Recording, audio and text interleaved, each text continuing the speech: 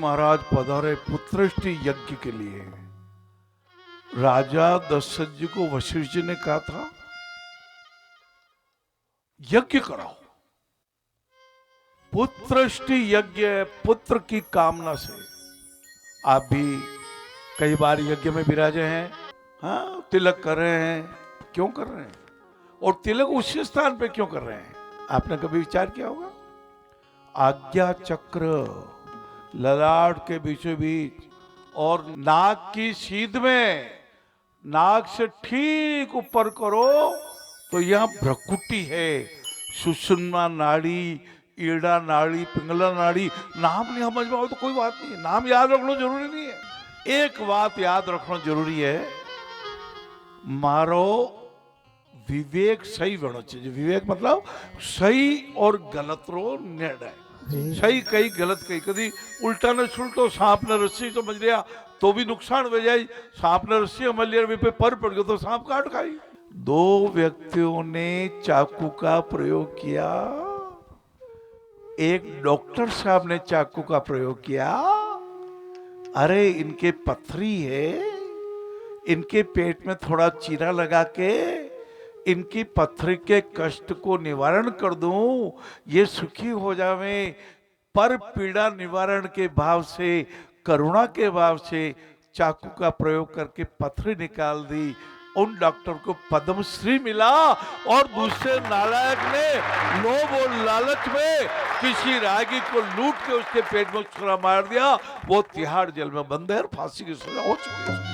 चरित्र सब भावाय मधुर वचनाय सरल व्यवहाराय नमः। ये व्यवहार यज्ञ करने के पूर्व आचार्य महोदय हमारे तिलक करते हैं और तिलक के समय बोलते हैं चंदनस्य महापूर्णम पवित्रम पापनाशनाम। चंदन हमारे आज्ञा चक्र को शीतल करता है, इसलिए पाप नाश होते हैं। पाप नाश कैसे होते हैं? जब हमारे कर्म अच्छे होते हैं।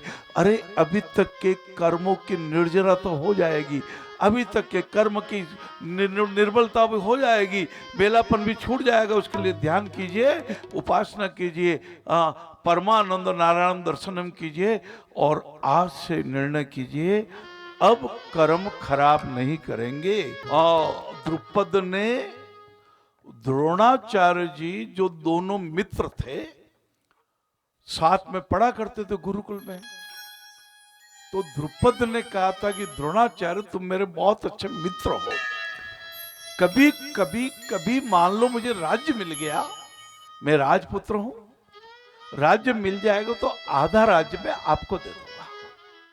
ये बात हो गई, 10-12 साल के तो हो गई, 20-25 साल की उम्र में द्रुपद को राज्य भी मिल गया। द्रोणाचार्य, आपने तो मालूम है हस्तिनापुर के राजपुत्रों को शिक्षा दे देते हो, आपको तो आपने तो बहुत बड़ी है। तो द्रोणाचार्य ने कहा द्रुपद, तो द्रुपद ने पहचानने से इनकार कर दिया।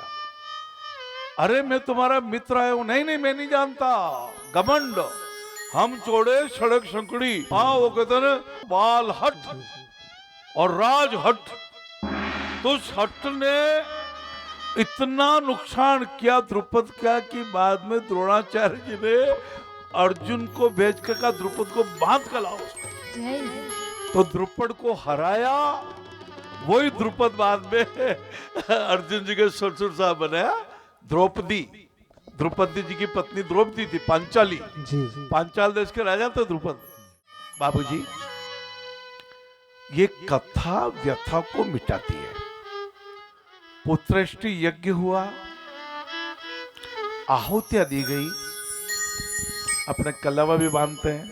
पंडित जी कहता आपका दाहिना हाथ आगे कीजिए, हाथ पे थोड़े से चावल ले लिए, 2-3 चावल दे दिए, कलवा बांध दिया, व्रतन दीक्षान दीक्षान। बिना भक्ति के आहुति क्या काम की? आपके मन में यदि अच्छापन नहीं है और खाली वचन बोल रहे हैं क्या काम के?